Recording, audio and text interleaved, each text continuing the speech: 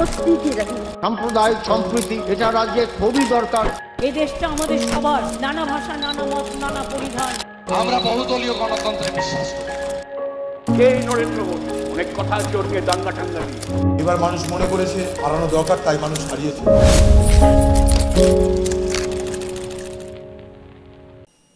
সাদ্দাম হোসেন একসময়ের ইরাকের রাষ্ট্রপতি ছিলেন তিনি। তার চেয়েও তার আরো একটা বড় পরিচয় রয়েছে। সেই পরিচয় হচ্ছে পশ্চিমী শক্তিধর দেশগুলোর কাছে তিনি ছিলেন ত্রাস। 1979 সালের 16 জুলাই থেকে 2003 সাল পর্যন্ত তিনি ইরাকের রাষ্ট্রপতি ছিলেন। ইরাকের রাষ্ট্রপতি ও বাথ পার্টির প্রধান হিসেবে তিনি আরব জাতীয়তাবাদের ভিত্তিতে ধর্মনিরপেক্ষ এবং আধুনিক ইরাক গড়ে তোলার পথে পা বাড়িয়েছিলেন। তিনি দেশে একদলীয় শাসন কায়েম করেন, যা ভালোভাবে নেয়নি পশ্চিমী শক্তিধর দেশগুলো। এরপর টানা 9টা বছর তিনি ইরানের সঙ্গে সংঘর্ষে জড়িয়ে পড়েন। আজকের এই এপিসোডে সাদ্দাম হোসেন এবং সেই সময়ের ষড়যন্ত্র নিয়ে আপনাদের সঙ্গে কথা বলব। আপনাদের সঙ্গে রয়েছি আমি অহনা।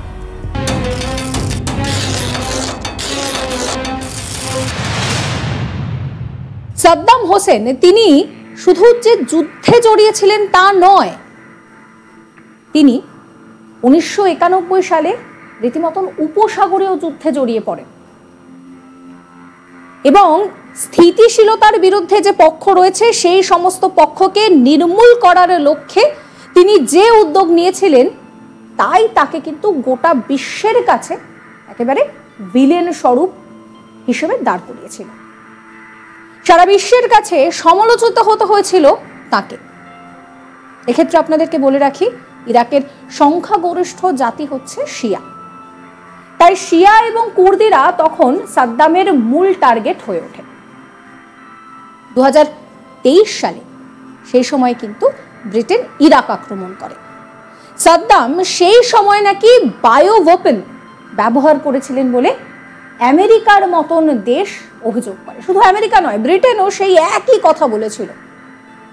তাই এই দুই দেশ ইরাকে অভিযান চালায়, যদিও তাদের এই অভিযোগ একেবারে ভিত্তিহীন বলে দাবি করা হয়।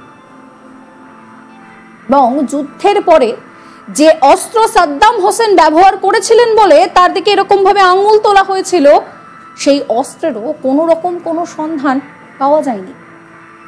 এই সাদ্দাম হোসেনের জন্ম উত্তর ইরাকের তিকরিত প্রদেশের আউজা গ্রামে। ছোটবেলা থেকে একেবারে যে তার সবটা সাজানো গোছানো ছিল তা কিন্তু একেবারেই নয়। তার বাবা তিনি নিরুদ্দেশ ছিলেন। পরে মা আবার বিয়ে করেন, আর সৎ বাবার সঙ্গে একদমই বনিবনা ছিল না এই সাদ্দাম হোসেনের। এরপর তিনি বাগদাদে মামার বাড়িতে আসেন, আর মামার থেকে তার রাজনীতিতে হাতে খড়ি। 20 বছর বয়সে বাথ পার্টির সদস্য হিসেবে তার রাজনীতিতে হাতে খড়ি। ধীরে ধীরে ধীরে ধীরে দলে তার গুরুত্ব বাড়তে থাকে। এরপর দেখা গেল যে 1963 সালে বাথ পার্টি ক্ষমতায় আসে, কিন্তু সেটা খুব বেশি দিন স্থায়ী হয়নি। এরপর 1968 সেই সময় এই দল আবার ক্ষমতায় আসে, আর সেই সময় সাদ্দামকে ভাইস প্রেসিডেন্টের পদটা দিয়ে দেওয়া হয়। 1979 সালে তিনি এই মসনদে বসলেন। তার ক্ষমতাকালে আর্থিকভাবে ইরাকের প্রচুর উন্নতি হয়েছিল। সেখানকার মানুষের জীবনযাত্রার মান সেটাও অনেক গুণে বেড়ে গিয়েছিল। তবে 1980 থেকে 1988 সাল পর্যন্ত সাদ্দামের নেতৃত্বে যুদ্ধ শুরু হয়। এই যুদ্ধে কিন্তু পিছন থেকে আমেরিকার ইন্ধন ছিল এবং সৌদি আরবের ইন্ধন ছিল। আর এই যুদ্ধে রাসায়নিক অস্ত্র সাদ্দাম হোসেন ব্যবহার করেছেন বলে অভিযোগ ওঠে। 1988 সালে কুর্দি শহর হালাফজায় কুর্দিদের বিরুদ্ধে এই অস্ত্র ব্যবহার করে নাকি সাদ্দাম 5000 কুর্দিকে জানে শেষ করে দিয়েছিলেন, এই অভিযোগ সামনে আসে। এরপর 1990 সালে সাদ্দাম কুয়েত দখল করেন। এইখানে কিন্তু আমেরিকা নিয়ে নিচ্ছে কুয়েতের পক্ষ। আমেরিকার কোথাও গিয়ে উদ্দেশ্য ছিল যে মধ্যপ্রাচ্যকে একটুখানি অস্থির করে সামরিক এবং বাণিজ্যিক স্বার্থকে হাসিল করা। আমেরিকার এই পুরো বিষয়টা কিন্তু বলা যেতে পারে যে একটা গুরুত্বপূর্ণ ষড়যন্ত্রের পটভূমিকা তৈরি করেছিল। আমেরিকা যে এইভাবে পিছন থেকে মদত দিচ্ছে সেই ব্যাপারটা একদম সামনে চলে আসে। এরপর আমেরিকা এবং ব্রিটেনের নেতৃত্বাধীন বাহিনী 2003 সালে ইরাক আক্রমণ করে। তখন ইরাক বাহিনী পরাজিত হয়। এবার প্রশ্ন হচ্ছে যে কেন সাদ্দাম হোসেন টার্গেট হয়ে যায়, কেন তিনি ত্রাস হয়ে গিয়েছিলেন এই পশ্চিমী শক্তিধর দেশগুলোর কাছে। আসলে মধ্যপ্রাচ্যে তেল জাতীয়করণে সাদ্দাম হোসেনের ভূমিকা ছিল অনস্বীকার্য।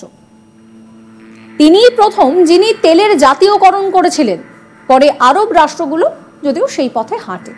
তাই তেল থেকে মুনাফা মধ্যপ্রাচ্য করতে পারছিল, সেটা ভালো চোখে দেখছিল না পশ্চিমী শক্তিধর দেশগুলো। আর পশ্চিমী শক্তিধর দেশগুলোকে এই তেলের বাজার দখল করতে বাধা দিয়েছিলেন Saddam Hossain. The Lancet journal বলছে যে আমেরিকার আগ্রাসন ইরাকের প্রায় 6 লাখ মানুষের প্রাণ কেড়ে নিয়েছিল। এই মধ্যপ্রাচ্যে যুদ্ধের আগুন জ্বালিয়ে তেলের বাজার দখল করার একটা চেষ্টা করেছিল পশ্চিমী শক্তিধর এই দেশগুলো। সাদ্দাম হোসেন সেই সময় দাঁড়িয়ে কিন্তু ব্যাপারটাকে মোকাবিলা করার চেষ্টা করে, যদিও সেই সময় আমেরিকার তরফে অভিযোগ করা হলো যে সাদ্দাম হোসেনের কাছে নাকি পারমাণবিক অস্ত্র রয়েছে। মধ্যপ্রাচ্যে অস্থিরতা তৈরি, তেল খনিজ এই সমস্ত যা সম্পদ রয়েছে সেগুলো দখল, যুদ্ধের রাজনীতি এবং টুইন টাওয়ারে হামলার প্রতিশোধ মিলে মিশে ইরাক জ্বালানোর একটা মিশনে নেমে পড়ে আমেরিকা, যার জন্য সাদ্দাম হোসেন তিনি রীতিমতন টার্গেট হয়ে গিয়েছিলেন। 2003 সালের 3রা মার্চ সেই সময় দাঁড়িয়ে কিন্তু সাদ্দাম হোসেনের পতন ঘটাতে রীতিমতন আমেরিকা একটা যুদ্ধ ঘোষণা করে দেয়। কয়েকটি দেশ মিলে এই পুরো টার্গেটটা তৈরি করেছিল।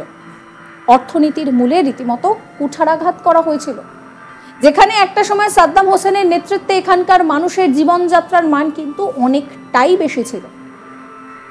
দেশের ভিতর থেকে সাদ্দাম বিরোধীরা একজোট হয়ে আমেরিকাকে আবার সাহায্যও করেছিল।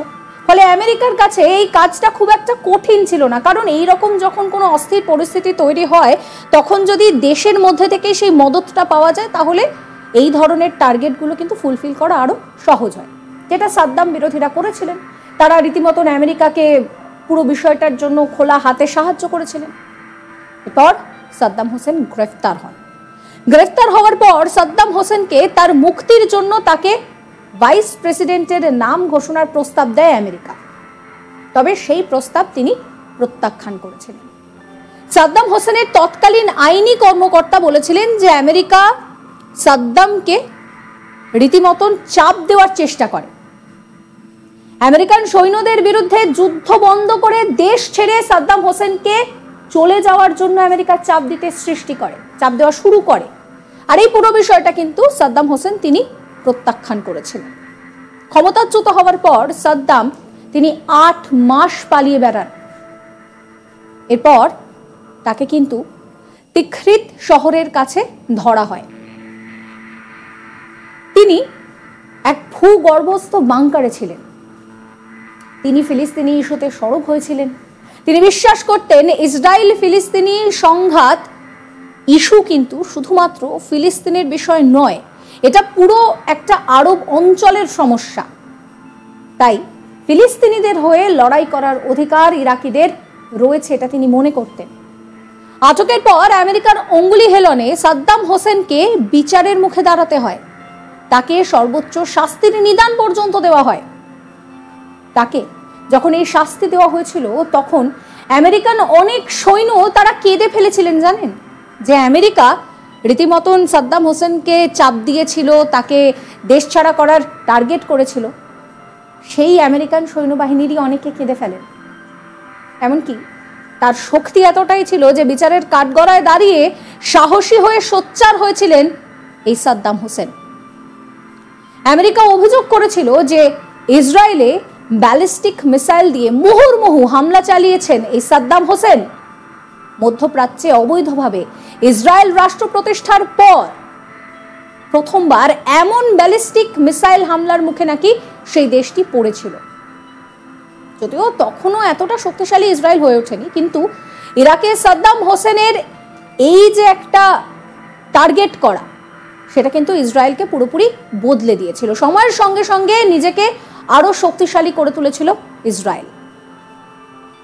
আর এই পুরো বিষয় ছাড়াও কিন্তু এই উপসাগরীয় যুদ্ধে সাদ্দাম হোসেন তিনি জড়িয়ে পড়েছিলেন। আমেরিকার ভয় ছিল যে বিভিন্ন আরব দেশ যদি একজোট হয়ে যুদ্ধের আবহ তৈরি করে তাহলে কি হতে পারে।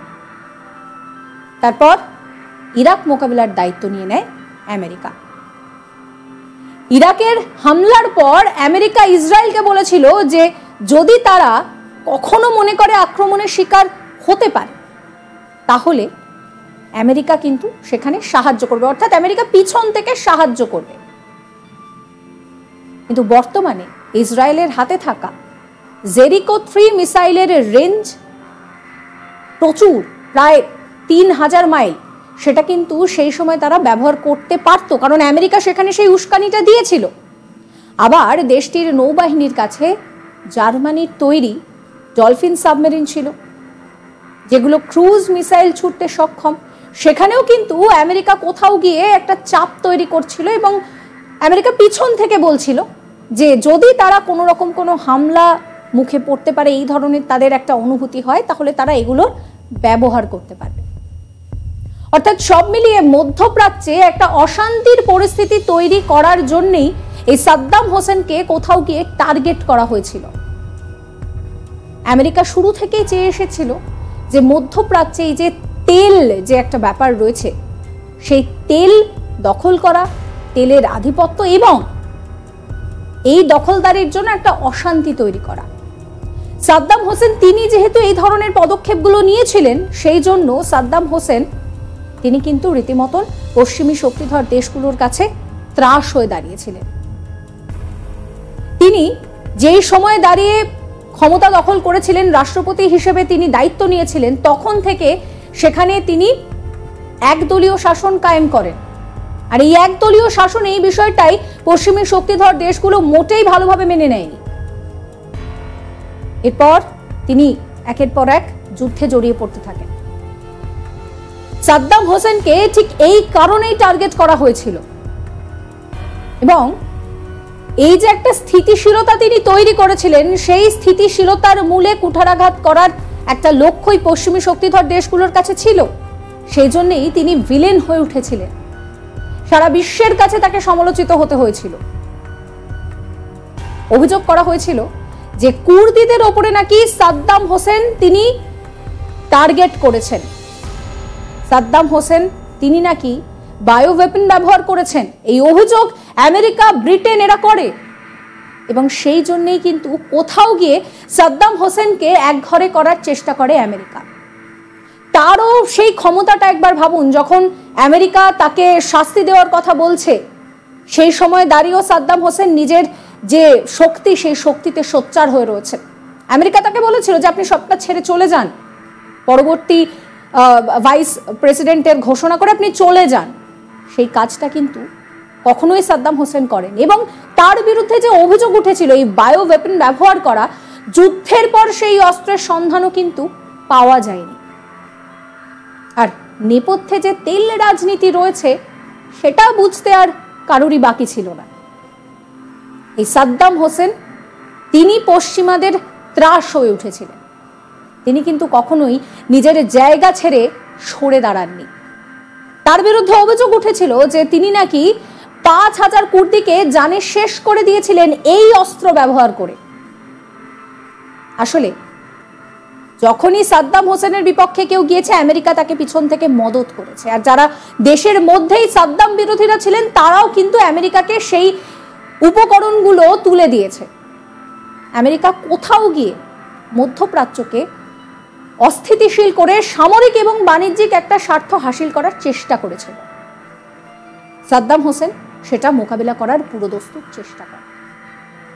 আজকের এই এপিসোড আপনাদের কেমন লাগলো অবশ্যই কমেন্ট করে জানাবেন। কমেন্ট সেকশন খোলা রয়েছে আপনাদের জন্য। আর এই রকম ষড়যন্ত্রের সমস্ত এপিসোড এবং একই সঙ্গে নিউজের যাবতীয় আপডেট জানার জন্য আপনাদের নজর থাকুক আজ তাক বাংলায়। চ্যানেলটিকে সাবস্ক্রাইব করতে ভুলবেন না, নোটিফিকেশনের জন্য বেল আইকনে ক্লিক করবেন। আমরা হোয়াটসঅ্যাপেও রয়েছি, তাই ফলো করবেন আজ তাক বাংলার হোয়াটসঅ্যাপ চ্যানেলও। हमारी नीति हमेशा दोस्ती की रही। সাম্প্রদায়িক সম্প্রীতি এটা রাজ্যে খুবই দরকার। এই দেশটা আমাদের সবার, নানা ভাষা, নানা মত, নানা পরিধান। আমরা বহুদলীয় গণতন্ত্রে বিশ্বাস করি। সেই নরেন্দ্র মোদী অনেক কথা আছে ওর নিয়ে দাঙ্গা ঠাঙ্গা নিয়ে। এবার মানুষ মনে করেছে হারানো দরকার, তাই মানুষ হারিয়েছে।